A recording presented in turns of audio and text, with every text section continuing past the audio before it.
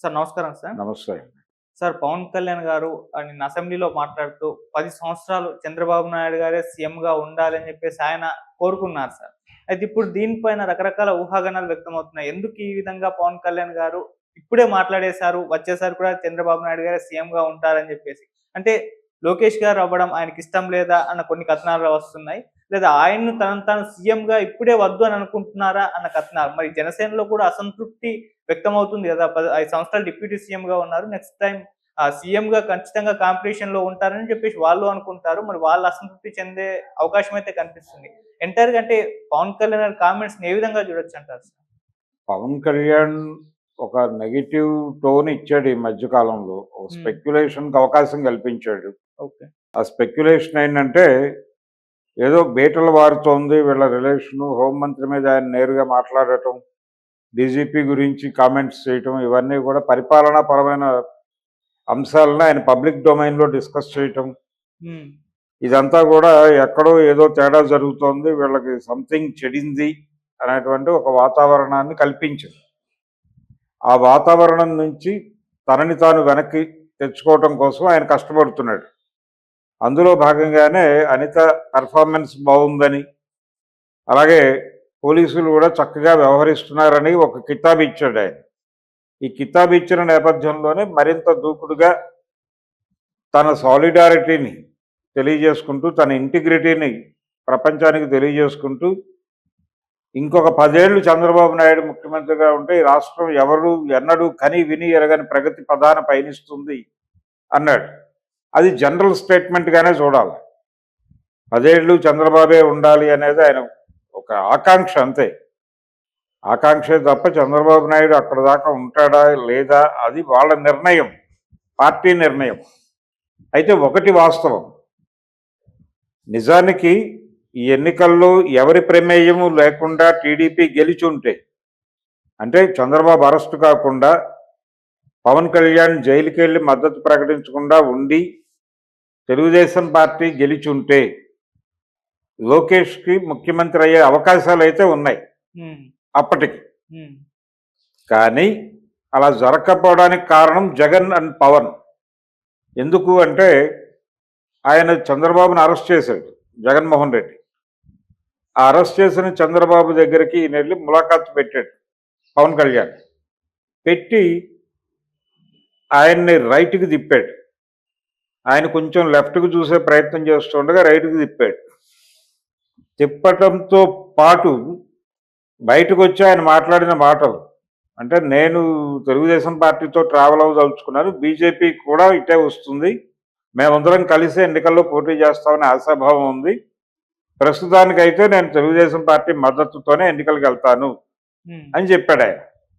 కష్టకాలంలో మద్దతు ప్రకటించిన నాయకుడిగా ఆయనకు ఒక మైలేజీ ఏర్పడిపోయింది. ఓకే.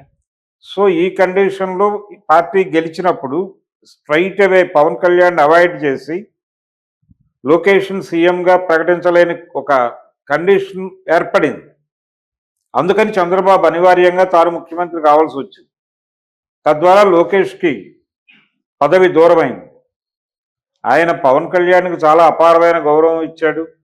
ఈ అసహనం ఆయన ఎన్నికల కంటే, అంటే రిజల్ట్ కంటే ముందు వ్యక్తం చేశాడు కూడా లోకేష్. ఒక ఇంటర్వ్యూలో ఎవరు సీఎం అవ్వబోతున్నారు అంటే ఆయనే ఉన్నారు కదా అన్నాడు ఆయన చాలా చిరాగ్గా.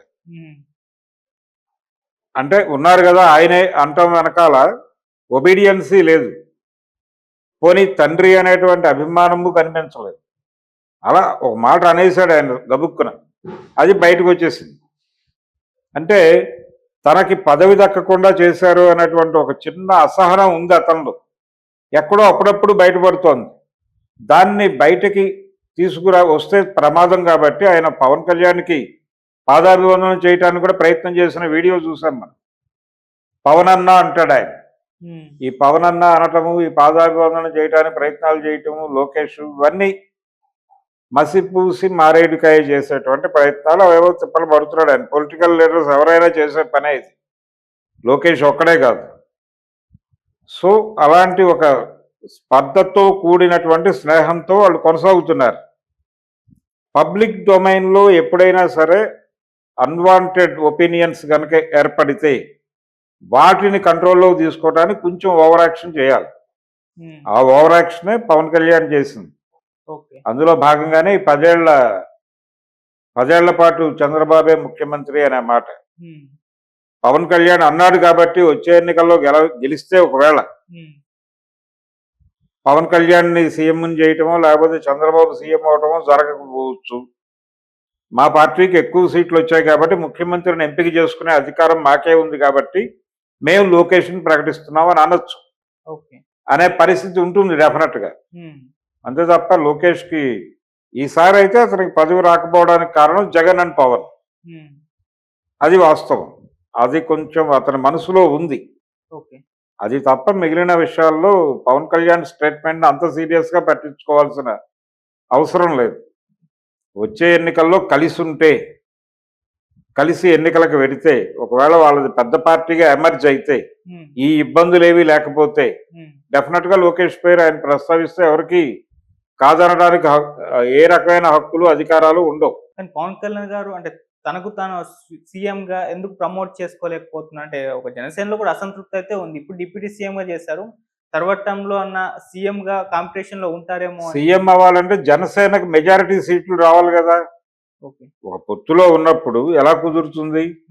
ఒక అవగాహన చేసుకోవచ్చు. చేగొండ హరిరామ జోగయ్య గారు చెప్పినట్టు పొత్తు పెట్టుకోవడానికంటే ముందే 2.5 సంవత్సరాలు నేను 2.5 సంవత్సరాలు మీరు అధికారంలో ఉండాలనేది అలాంటిది ఏదైనా రాసుకోవాలి.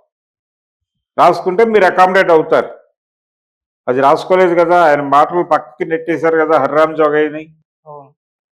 వచ్చే ఎన్నికల్లోనైనా కనీసం అలాంటిది ఏదైనా చేసుకుంటే ఆయన ముఖ్యమంత్రి అవుతాడు. కొంచెం ఎక్కువ సీట్లు తీసుకుని పోటీ చేసి తను ఎన్ని సీట్లు గెలిచాడు అనే దాని మీద కదా అక్కడ వేయింగ్ మిషన్ కొలిచేది. సో ఆ తూకానికి తూగే లెవెల్లో ఆయన పొలిటికల్గా తన విజయాన్ని చూపించాలి. అది చూపించగలిగితేనే ఎంట్రీ ఉంటుంది. అందుకని పవన్ కళ్యాణ్ ఆ దిశగా ప్రయత్నం చేయవచ్చు. Okay sir, thank you so much.